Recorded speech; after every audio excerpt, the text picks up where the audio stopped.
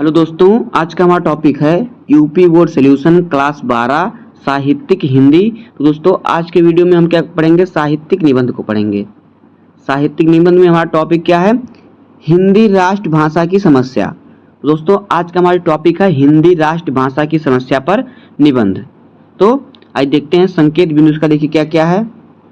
Number 1 है भूमिका, दूसरा है हिंदी राजभाषा के रूप में, तीसरा है हिंदी देश की संपर्क भाषा, चौथा है इंग्लिश का प्रचलन और पांचवा है देश की एकता व अखंडता में सहायक और छठा है उपसंहार। तो आइए हम इन 6 हेडिंग को लिखेंगे, इसी में निबंध हमारा पूरा हो जाएगा। इस प्रकार से अगर आप लिखेंगे निबंध तो आपको पूरे नंबर बोर्ड एग्जाम में मिलेंगे, पूरे फुल मार्क्स मिलेंगे। क्योंकि यहाँ पे देखिए आपको इस प्रकार से हेडिंग डाल के लिखना है, या फिर भूमिका लिखिए या फिर प्रस्तावना लिखिए। नंबर 1 में पहले ही आपको लिखना है। देखिए भूमिका क्या है इसका। देखिए हेडिंग है भूमिका। राष्ट्रभाषा के बिना राष्ट्र गूंगा है। राष्ट्रभाषा के बिना राष्ट्र गूंगा है, मतलब जिसको कुछ न सुनाई देना वो बोल पाए। अगर हम भारत को राष्ट्र बनाना चाहते हैं तो हिंदी हमारी राष्ट्रभाषा हो सकती है। यह बात राष्ट्रपिता महात्मा गांधी ने कही है।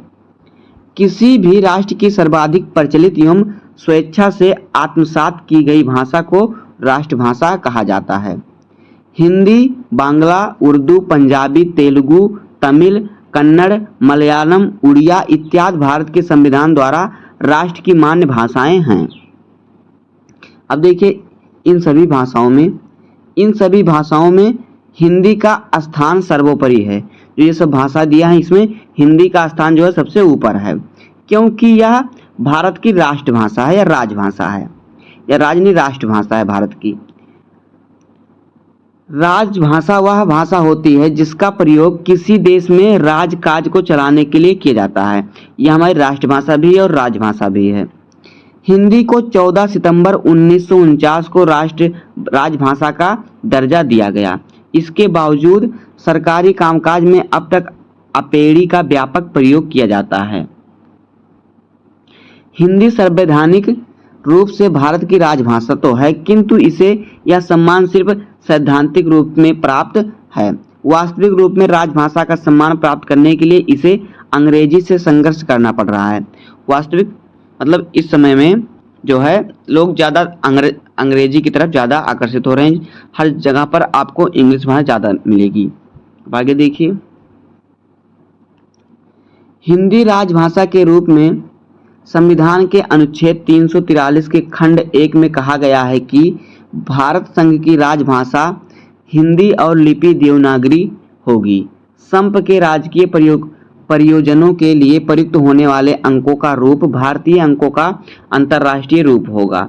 खंड 2 में यह उपबंध किया गया है कि संविधान के प्रारंभ से 15 वर्ष की अवधि तक अर्थात 26 जनवरी 1965 तक संघ के सभी सरकारी प्रयोजनों के लिए अंग्रेजी का प्रयोग होता रहेगा, जैसा कि पूर्व में होता था। आगे देखिए, वर्ष 1965 तक राजकीय प्रयोजनों के लिए अंग्रेजी के प्रयोग का प्रावधान किया जाने का कारण यह था कि भारत वर्ष 1947 से पहले अंग्रेजों के अधीन था, अंग्रेजों का गुलाम था, और तत्कालीन ब्रिटिश शासन में यह इसी भाषा का प्रयोग राजकीय प्रयोजनों के लिए होता था। जब देश हमारा गुलाम था तो ज़्यादातर क्या थे, अंग्रेजों के अधीन था, तो वहाँ पे ज़्यादा अंग्रेजी भाषा ही अंग्रेज करते थे। तो इसलिए जो शासनकाल अंग्रेजों के हिसाब से चल रहा था, तो सब जो लिखा पढ़ी हुआ करती थी अंग्रेजी में हुआ करती थी, इसलिए ऐसा किया गया था। आगे देखिए, स्वतंत्रता प्राप्ति के बाद अचानक राजकीय प्रयोजनों के लिए हिंदी का प्रयोग कर पाना व्यवहारिक रूप से संभव नहीं था। इसलिए वर्ष 1950 में संविधान के लागू होने के बाद से अंग्रेजी के प्रयोग के लिए 15 वर्ष का समय दिया गया। मतलब कि अंग्रेजी 15 वर्ष तक समय प्रयोग किया जाएगा, उसके बाद नहीं, क्योंकि तब तक हिंदी सब लोग सीख चुके होंगे। और यह तय किया गया कि इन 15 वर्षों में हिंदी का विकास कर इसे राजकीय प्रयोजनों के उपयुक्त कर दिया जाएगा। किंतु ये 15 वर्ष पूरे होने से पहले ही हिंदी को राजभाषा बनाए जाने का दक्षिण भारत के कुछ स्वार्थी राजनीतिज्ञों ने व्यापक विरोध करना प्रारंभ कर दिया। आगे देखिए, जिस कारण वर्तमान समय तक अंग्रेजी हिंदी के साथ राजभाषा के रूप में प्रयोग की जा रही है। देश के सर्वमान्य भाषा हिंदी को क्षेत्रीय लाभ उठाने के लिए ढेर से विवादों में घसीट लेने को किसी भी दृष्टि से उचित नहीं कहा जा सकता। अब देखिए, हिंदी देश की संपर्क भाषा, ये हेडिंग हमारा है। तो देखिए, हिंदी देश की संपर्क भाषा, देश की अन्य भाषाओं के बदले हिंदी को राजभाषा बनाए जाने का मुख्य कारण यह है कि भारत में सर्वाधिक बोली चाली जाने वाली भाषा के साथ साथ देश की एकमात्र संपर्क भाषा भी है। क्या? जो हिंदी है। आगे देखिए,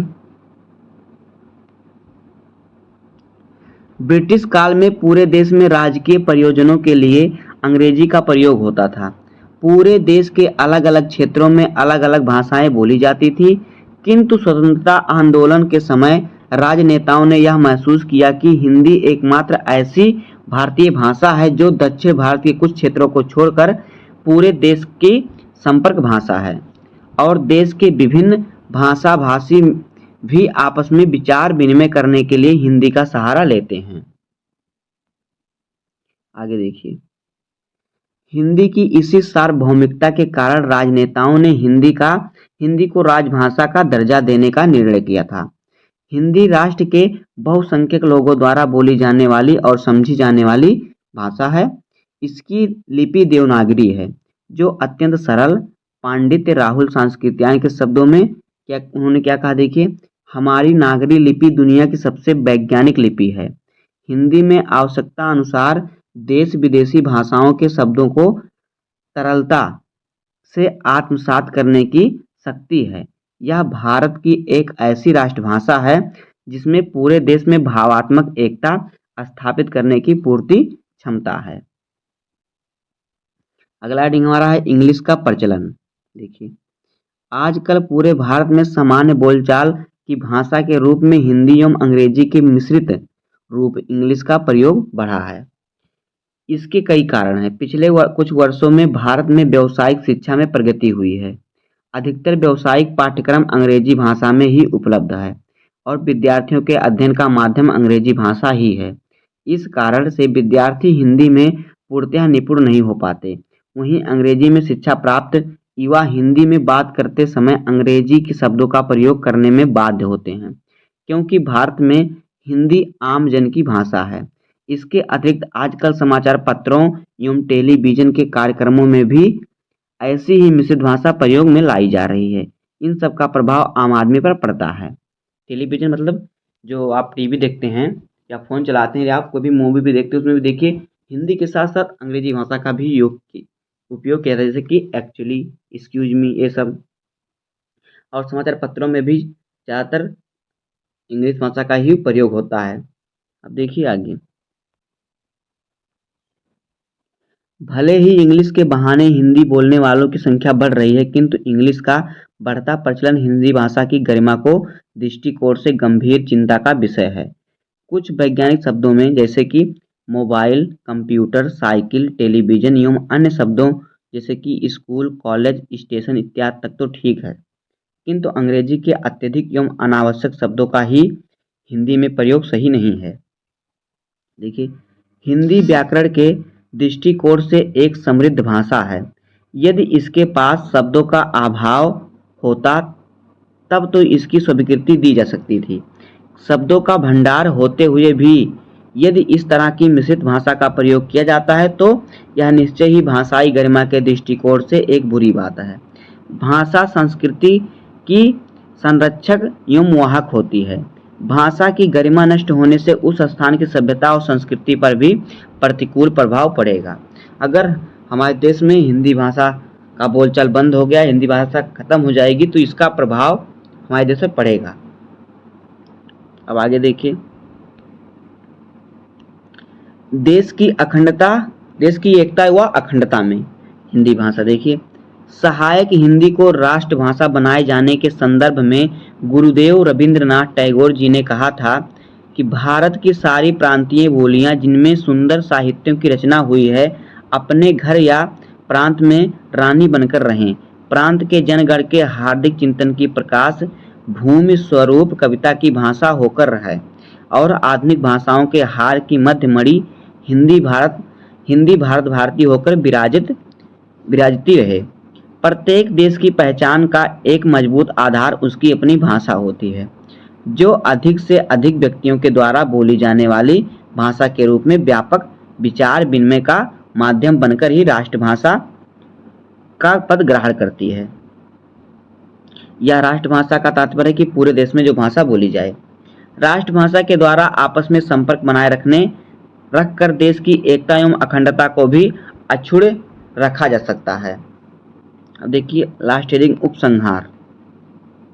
देखिए हिंदी देश के संपर्क भाषा है। हिंदी जो है देश की संपर्क भाषा तो है ही कि इसे राजभाषा का वास्तविक सम्मान भी दिया जाना चाहिए, जिससे कि यह पूरे देश को एकता के सूत्र में बांधने वाली भाषा बन सके। देश रत्न डॉक्टर राजेंद्र प्रसाद की कही बात आज भी प्रासंगिक है। देखिए क्या है जो डॉक्टर राजेंद्र प्रसाद जी ने बात कही थी कि जिस देश को अपनी भाषा और साहित्य के गौरव का अनुभव नहीं है वह उन्नत नहीं कर सकता। अतः आज देश के सभी नागरिकों को यह संकल्प लेने की आवश्यकता है कि वे देश को सस्नेह अपनाकर और सभी कार्य क्षेत्रों में इसका अधिक से अधिक प्रयोग कर इसे व्यावहारिक रूप से राजभाषा एवं राष्ट्रभाषा बनाने का गौरव प्रदान करेंगे। तो दोस्तों इस प्रकार से हो जाएगा हिंदी भाषा, राष्ट्र की हिंदी भाषा जो है इसकी समस्या पर निबंध। उम्मीद है कि आपको वीडियो पसंद आया होगा। अगर आपको वीडियो पसंद आया हो तो वीडियो को लाइक कर दीजिएगा, चैनल पर नया सब्सक्राइब कर दीजिए, क्योंकि बोर्ड एग्जाम के हर इंपॉर्टेंट टॉपिक का वीडियो आपको इस चैनल पर मिलता रहेगा। तो मिलते हैं किसी नेक्स्ट वीडियो में, तब तक के लिए धन्यवाद। जय हिंद।